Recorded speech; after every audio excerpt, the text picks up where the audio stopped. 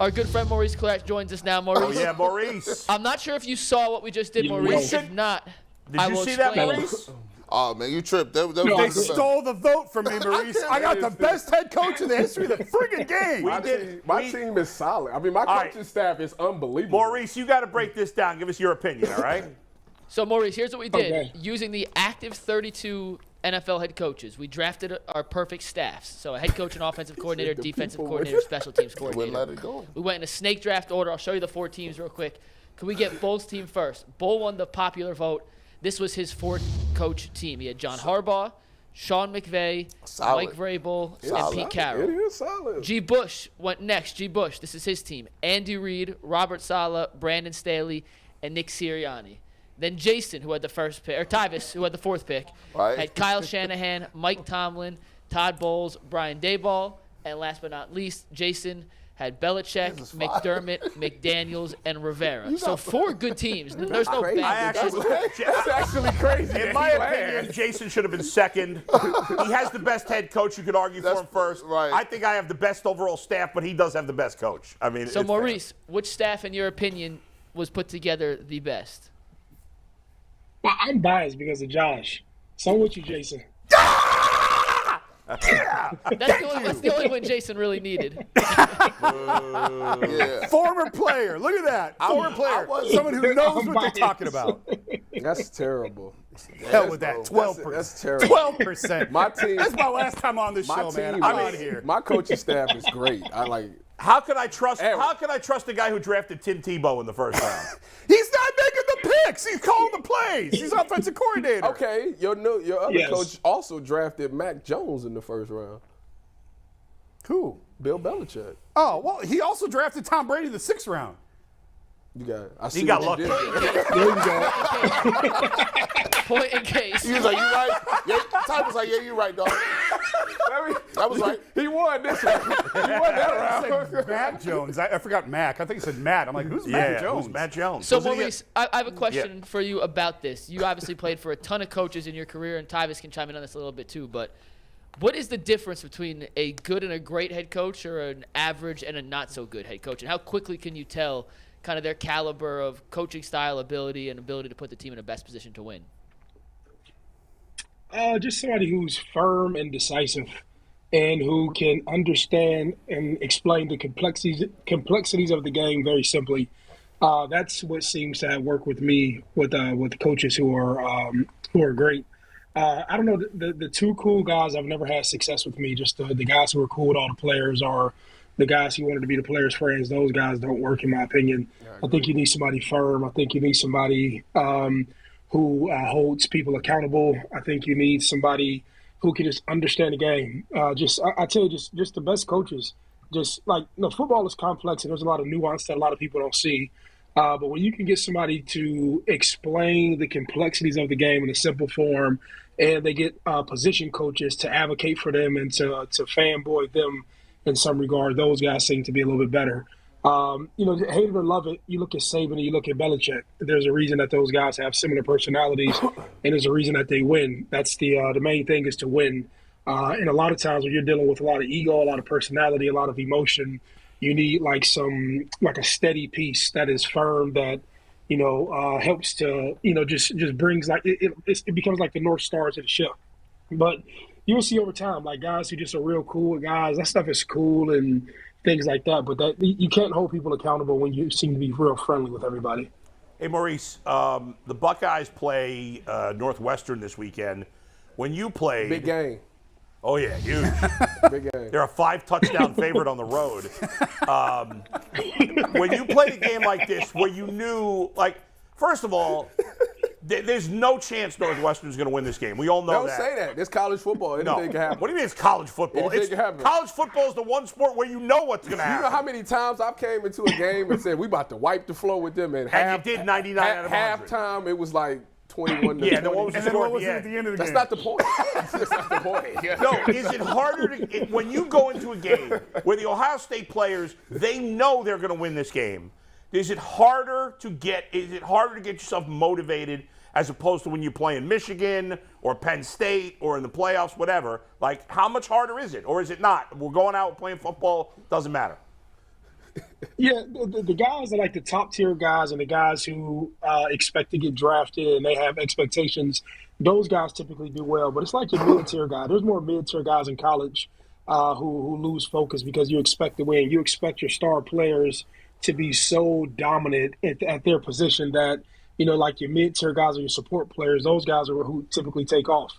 But the guys who just have high expectations for themselves and the guys who expect to dominate and go on to or they're trying to prove their resume to get drafted, those guys typically perform well and they have no issue. But there is like this lack of focus that goes into that when you play a team that that you expect to beat.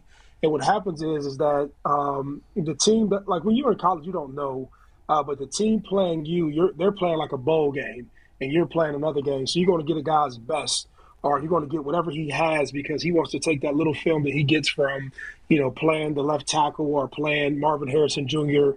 This is like their day, where they can do their thing. Like if you look a couple years back when I remember the kid, I forget his name, the running back played for Purdue, and Purdue kind of mollywopped us a little bit. Oh, yeah. The running back was Rondale Moore, right? Rondale Moore. Yeah, he had a hell of a game, and a lot of that came from he's like, man, I'm playing the Buckeyes, and if I go out here and perform well, I'll get drafted, and that's typically what happens from those guys. But it's hard. But back again, that goes back to coaching. Having a coach prepare you well, having a coach saying, hey, man, don't look past these guys and lose momentum. Or everybody every team goes to the film room throughout the weeks, and even though they've won every game and they beat Penn State last week, there's things that you still have to work on. There may be some reps that, he want to get C.J. Stroud. When you give the ball to Marvin Harrison Jr. 1,000 times, there's other people who need to be active going deeper into season play. So there's things that you can start to work on. Or, just last week, Trevion, that was the first time he got the ball in a long time because you had the other little kid from Cincinnati, playing a little bit better and he was getting carries. So there's things that I'm pretty sure that Ryan Day should be mindful of and work on heading into season play and gearing up for the playoffs. But it is hard. To answer your question, it's hard. Maurice, I'm going to get into this, man. Coach Prime, man, has been doing a phenomenal job, man. I'm like hooked. Like, first of all, he understands this generation. He understands social media. And what he's been doing, he's been giving people a sneak peek into his program, and he's probably one of the first coaches I've seen in college to understand how powerful social media is in terms of recruiting for other guys. And he's at Jackson State, and he's getting number one recruits. He's getting people to be in the transfer portal. Let me ask you this: if you had to do it over again, what would it take you to go to a HBCU as a top recruit? And also, what are your thoughts on HBCUs in general and how they are progressing, or what the future could be if Coach Prime continues to move his program forward? Oh, it's just an easy answer. Just a path to the NFL. All these kids, it's the same thing I did. I was 18 years old and I looked on who had been the previous parade All-Americans and who had been on the USA Today's players of the world, right? And when I looked at all of them and looked them up, all these guys have went to the NFL. So there's like a reasonable assumption that, if you make these lists and you keep on the track that you're on, that you have a reasonable chance to go to the NFL at some point. And so I think a lot of kids go down there because they see the coaching staff, they see him, and they understand that you don't have to go to Ohio State to go to the NFL. Like if you look at Monday night games and you see where guys come from everywhere. It's real cute to put the hats on the table and all that little, fancy stuff, and it's cool to go to bowl games. But when you're a talented guy and you're seen by scouts can understand who you are, what you have, how you stack up, how you're going to play. They can watch you. You can watch a guy do drills. You can watch a guy show pads, and you can go turn on the game film. And it doesn't matter if he's playing an HBCU or if he's playing the top 10 team in America. Like a guy who has skill has skill. A guy who's fast is fast. A guy who can break tackles after contact can break tackles after contact. If you're a disruptor, you can two-gap stuff, and the guy can see the metrics. And, this guy bench presses 500 pounds and squats 150 pounds. There's a reasonable assumption that, this guy can go to the NFL and play. So I think it's on the beginning side of this. If he can get some guys that go to the NFL, and get drafted reasonably high, it's a lot easier to go into another parent's living room and say, hey, I had person A, B, and C, and we went on and had some success, and we went to go do it. And then, I don't know what the institution is like from a facility standpoint. Then generating revenue allows you to get the facilities better, because you can't recruit these kids, and you go to Alabama, Texas A&M, or Ohio State, and you have these phenomenal facilities, and then you think that these guys are going to practice in something subpar. So all of this stuff, but it's so far in the beginning, and of course they don't have the alumni support or the donor support that other people have. But hopefully through social media, through partnerships and sponsorships, and through guys seeing kids go to the NFL, these guys they'll believe it. But he'll have the fan base, he'll have the coaching staff, he'll have the coolness piece, he'll have all of those pieces to offset what these guys may go get at other institutions with NIL deals and donor support. So I don't know, it's a trade-off. So I'm excited to see it. Eddie George is over at Tennessee State, I think, or something like that. Yeah. So, I wish more guys came into this space and made these HBCUs attractive for, young guys to go participate and play at. You couldn't even make it an hour. What you talking about? That's a bad performance out of you. Maurice, anyway, I don't know what he talking Hey, about. Maurice, he just ran off while you were talking. Ran off and That's peed. a lie. That's a lie. Didn't even make it an hour. That's a lie. You didn't take the pre-show pee break, did you? So, No, he did not. Was I not sitting in this chair? Did you see me leave? Maurice? Didn't even make it an hour. Did you I see didn't me see you leave. Okay. 57 minutes in So, Tyvis. to Like his like knowledge, he's chasing a receiver through the to curtain. the world's knowledge, I've been sitting in this chair the whole time. Maurice, the CFP released their polls. Did they get it right? What you think? What's the polls? Tennessee, I haven't seen them. Tennessee's 1, Ohio State's 2, Georgia's 3, and Clemson's 4. Team up north is 5. I've seen the top 3. Tennessee's good. I don't know if you've seen them play, but I've seen Tennessee. I'm looking forward to Tennessee and Georgia getting down. Yep. And that should be a fun game. Yeah. So, and I know a lot of guys from Georgia who played for Georgia. But I think they got it right. Tennessee's good. I'm happy for Tennessee because they've been down for so long, and it's good to see programs get resurrected. I hope Miami one day resurrects their program. But I think they got it right. Ohio State still has a way to go. As much as, we both been there, played there. We both live in town. But Ohio State still has a way to go to get better. Defense has to get better.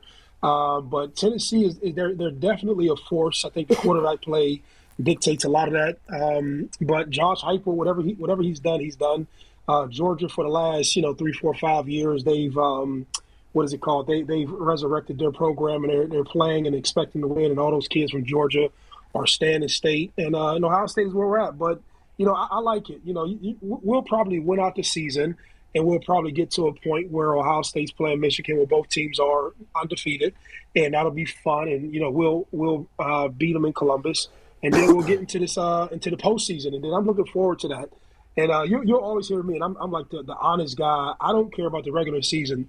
I care about us playing these teams in SEC. I care about us playing these premier programs, because all the stuff in the Big Ten and the stuff that we do during the season doesn't really matter. You'll have a flash of a Michigan, you'll have a flash of a Wisconsin, and all that hoopla. But you need to play these powerhouses if you want to be a powerhouse. If you're recruiting from around the world, deep into Texas, Georgia, Florida. Every time I go to these schools and speak, these guys talk a lot of craziness, but a lot of what they're talking about is real. Ohio State has to beat, you have to beat your Clemsons, you have to beat these premier powerhouses in order to be, to have that prominence, and not just this big, recruiting force. And we win the off-season championship all the time. We need to start winning the game on the field and go from there. When you look at Ohio State, they struggled the last couple of weeks in the run game, against Iowa and against Penn State. What's something what do you think they need to do to clean that up? You need more options, right? So it comes, you don't have what is Jackson Smith and Jake. I always get his name mixed up. But you need guys to stretch the field. Oh, so here we go. Just rewind it a few.